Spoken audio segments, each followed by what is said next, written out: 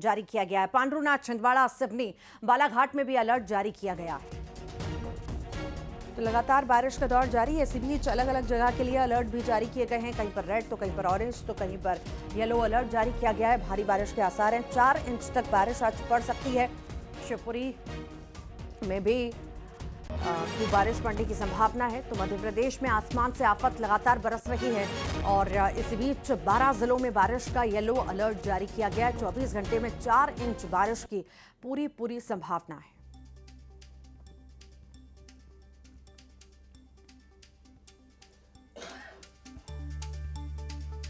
और अब आसमान से आफत किस तरह से बरस रही है, इन तस्वीरों के जरिए आप देखिए। बारिश से हालात खराब हो चुके हैं। कई जिलों में बाढ़ जैसे हालात हैं। नदी नाले उफान पर हैं और इसी वजह से हर कहीं पानी पानी। कई गांव का जिला मुख्यालय से संपर्क टूट गया। तो वहीं प्रशासन बाढ़ को लेकर अलर्ट भी है। नर्मदापुरम, शिवपुरी, श्योपुर, निवाड़ी, मुरैना, बुरहानपुर की तस्वीरें आप देख रहे हैं। देखिए किस तरह से बारिश से हाहाकार मचा हुआ है।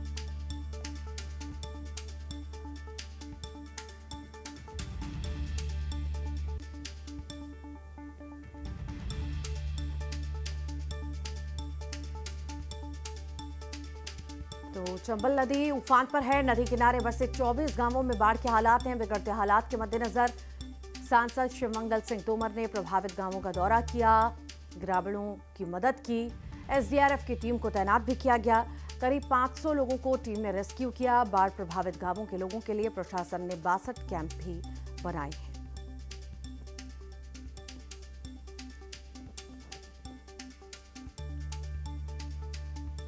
तो चंबल नदी खतरे के निशान से ऊपर बह रही है और लगातार बाढ़ जैसे हालात बने हुए हैं।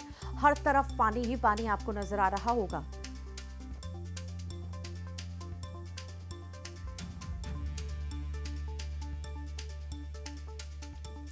ज्यादा जानकारी लेंगे सहयोगी अमित हमारे साथ मुरैना से जुड़ गए हैं। वासु भोपाल से हमारे साथ जुड़ गए हैं। वासु, हम देख रहे हैं बारिश के कैसे हालात हैं। अस्त व्यस्त जीवन लोगों का हो चुका है। हर कहीं हम देख रहे हैं बहुत ज्यादा पानी के बहाव, यहाँ सड़कें लबालब हो चुकी हैं, नदी नाले उफान पर आ चुके हैं। राजधानी के क्या हालात हैं, कैसी है व्यवस्थाएं, बताइए।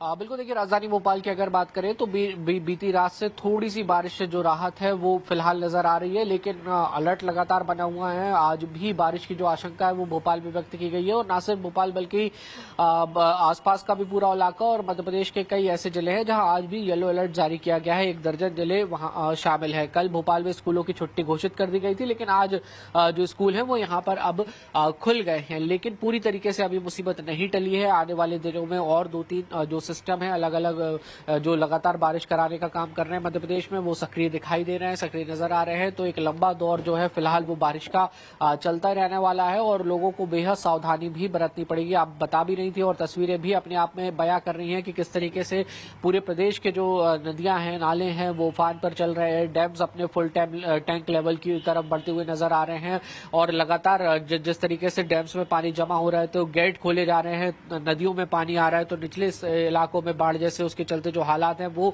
बनते हुए दिखाई दे रहे हैं। हर जिले में लगभग एसडीआरएफ की जो एनडीआरएफ की टीम से उनको अलर्ट मोड पर रखा गया है। कल मुख्यमंत्री डॉक्टर मोहन यादव ने खुद स्टेट कमांड सेंटर में संज्ञान लिया कि किस तरीके की व्यवस्थाएं हैं, कई लोगों को दिक्कत तो नहीं हो रही, परेशानी तो नहीं हो रही। यानी कि शासन प्रशासन भी अलर्ट है।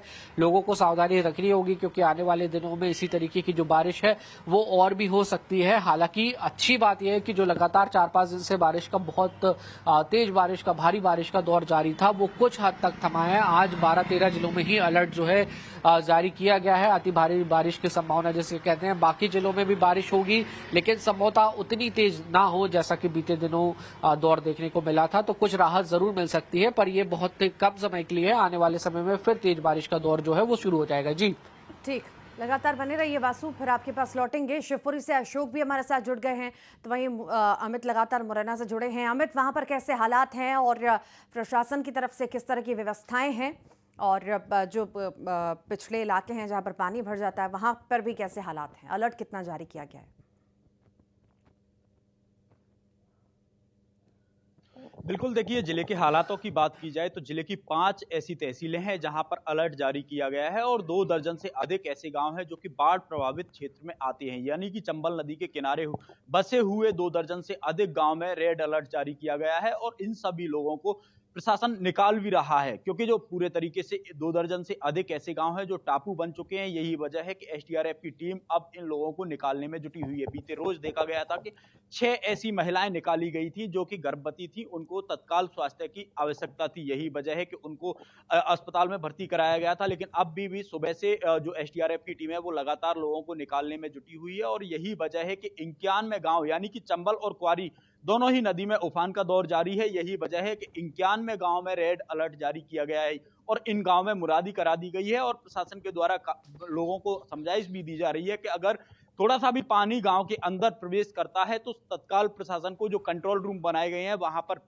उन्हीं नंबरों पर सूचना दी जाए, जिस वजह से समय रहते लोगों को निकाल लिया जाए। दूसरी बात यह भी है कि इन लोगों को निकालने की व्यवस्था होनी चाहिए, तो इसके लिए भी 61 ऐसे राहत केंद्र बनाए गए हैं प्रशासन के द्वारा, जहां से ये जो गांव पानी की जद में आते हैं उन लोगों को निकाला जाए और उसके बाद उन राहत केंद्रों में इनको बसाया जाए, यानी कि वहां पर रहने और खाने पीने की व्यवस्था भी प्रशासन के द्वारा पूरी कर ली गई है।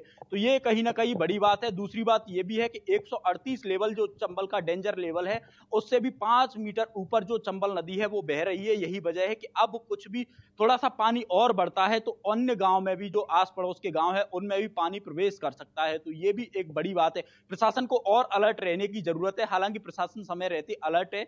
यही वजह है कि लोगों को एसडीआरएफ की टीम के द्वारा निकाला भी जा रहा है।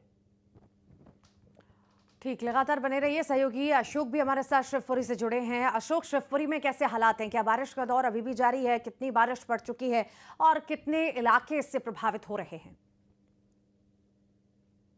देखिए, मैं आपको बता दूं कि आज सुबह से ही बादल तो काले घिरे हुए हैं, लेकिन अभी बारिश शुरू नहीं हुई है। कल तक बारिश का दौर लगातार जारी था।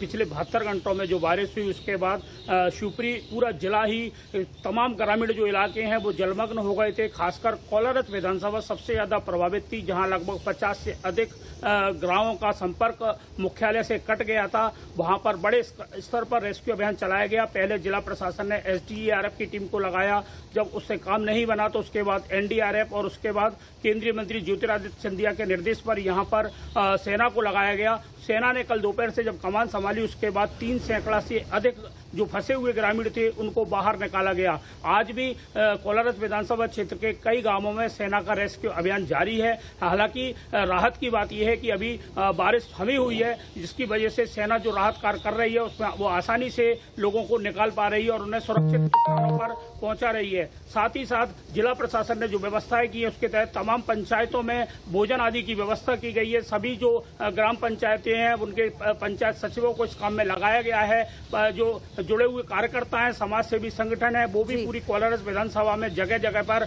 राहत सामग्री पहुंचा रहे हैं, खाने पीने की व्यवस्थाएं कर रहे हैं। इस तरह से कुल मिलाकर ये कहा जा सकता है शिवपुरी जिले में जो सबसे ज्यादा प्रभावित क्षेत्र है वो कोलारस विधानसभा है। कोलारस विधानसभा में अभी भी जो रेस्क्यू का अभियान है वो सेना द्वारा जारी है। ठीक, फिलहाल के लिए बहुत बहुत शुक्रिया आप तीनों का ही जानकारी को साझा करने के लिए। श्योपुर में शांति धाम में टीन शेड नहीं होने की वजह से अंतिम संस्कार में परेशानी हो रही है। बिचपुरी गांव में महिला की मौत हो गई। परिजन जब अंतिम संस्कार के लिए पहुंचे तो बारिश वहां पर शुरू हो गई। किसी तरह चिता के ऊपर पॉलिथीन लगाकर लोगों ने अंतिम संस्कार किया। सोशल मीडिया पर अंतिम संस्कार का ये वीडियो भी वायरल हुआ। ग्रामीणों का कहना है कि कई बार शांति धाम में टीन शेड लगाने की कई बार मांग कर चुके हैं, लेकिन प्रशासन ध्यान नहीं दे रहा।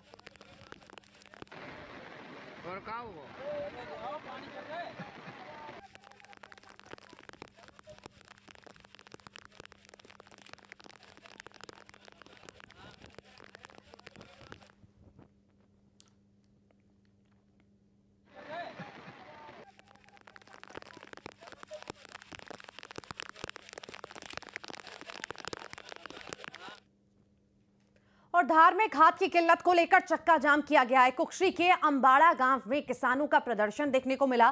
सहकारी सोसाइटी से